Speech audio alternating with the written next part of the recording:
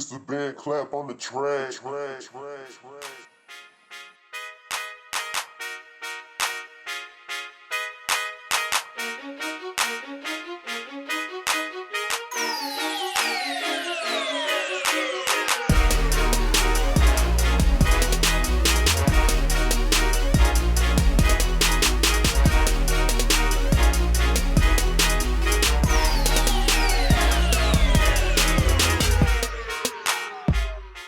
I was influenced by Isaac Hayes as a kid. My mother lived a couple of houses from one of his houses over there in South Memphis, South Parkway. They have all kind of gold albums out there, and I think that was a big influence on me with the music. I met quite a few people at that time too that worked with Stax. Knowing Willie Mitch, met Pop Mitch at Royal Studios. You know, he did Al Green, a lot of his major, music from back in the day, jazz musician, artist, producer. As far as working with Dexter now, Xavier, they was a rock group out of Memphis and they got a deal with MTV, so that was a big deal for me because I was around them and I was actually with Dex when he was writing a lot of those songs on those albums, and I helped out being a roadie or whatever they needed me to do on the road at that particular time. So, just different things kind of influenced me to go into having my own label. It was around about, I guess, 88, somewhere up in that area though. We came with Gangsta Pat, but we went from there, we created the studio, put all new equipment in there. And I guess that's when, Tony and them was doing their thing over there, which was Anthony, and that tragic happened with him getting, someone killed him in Memphis. Easy called the studio, sent his condolence about Tony, because him and Tony knew each other. And that's how I came and encountered Ruthless Records. And he invited us to come out to LA, and we went to LA.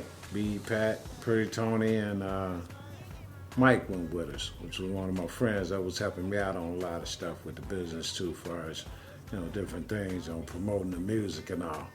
And when we went to LA, we was running all around, man. We had like 800 pages at that time, so they had us running all over LA, and we really didn't connect with Easy at that time, because I guess he was out of town or whatever the case was.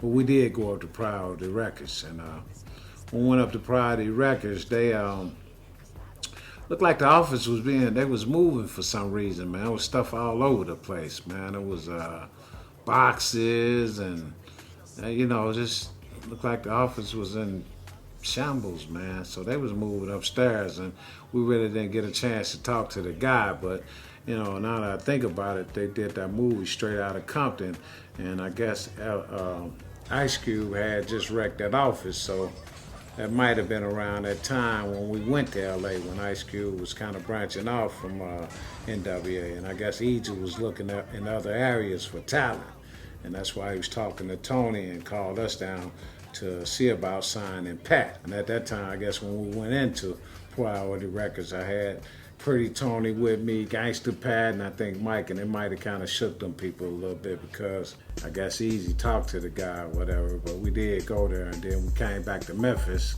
and that's when that I'm the Gangsta started taking off. Let the bass come in, then I'ma start coming hard enough to bust the monitor, cause I'm one of the hardest gangsta artists, in effect, not a prankster. I wanna send stuff to thanks to. But the good thing that I did see is that by all the artists being there, waiting their turn, and they all just wanted some music, and Reg had his hands full. Well, it was a testing time back then.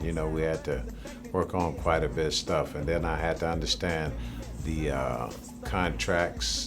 contractual agreements as far as my publishing, copyrights, your point system.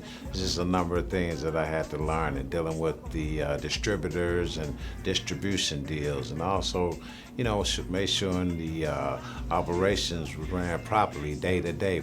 But the A-Ball and them had the streets hot. Gangsta Pat had some good music out there too that was like, but when A-Ball and them came, it kind of like, you started seeing OTS, like, coming to the front. Cold cooling at the crib with the brew in the icebox.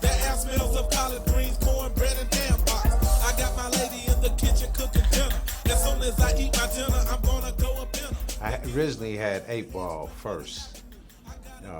Guy named Roy Jackson, a friend of mine, brought 8 Ball to the studio. And we was grooming 8 Ball to come out with him as a solo artist. And then he brought Marlon down there, which is MJG, known as MJG.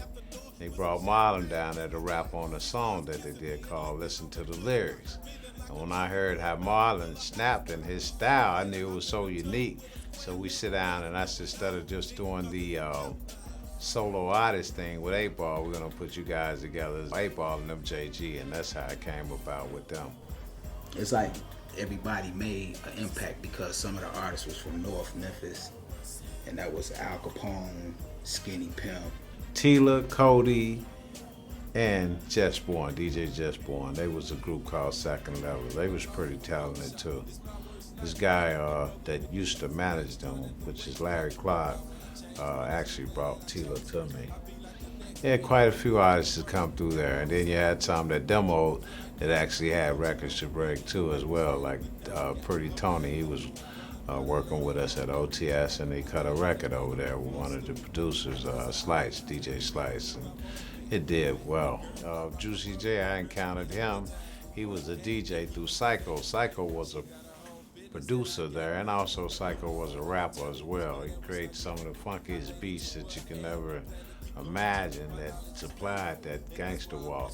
And DJ Paul was upcoming. He was very determined, so he used to come by the studio a lot too, and I just took to him as a little brother and went from there. Years later on, they hooked up and they formed 3-6 Mafia.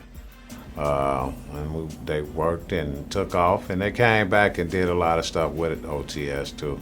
Showed some love. As far as the movies, we did choices, worked on the albums together and different songs, you know, so that's how I encountered them as far as the group blowing up and winning the Oscar and stuff like that, you know what I mean? I think that was pretty major. That was major for the hustle and flow. So a lot of labels or people that started doing their music and was coming out, it kind of was like a carbon copy off of OTS with the clique of artists up under one roof. So, you know, I kind of looked at OTS as like a powerhouse. SMK, I knew about SMK through this rapper named Kid Money, and SMK produced a track on it, and it was one of the records that I know when I used to be at Studio D having those juke contests. That was one of the records that they liked it, and that's how I kind of got on SMK as a producer.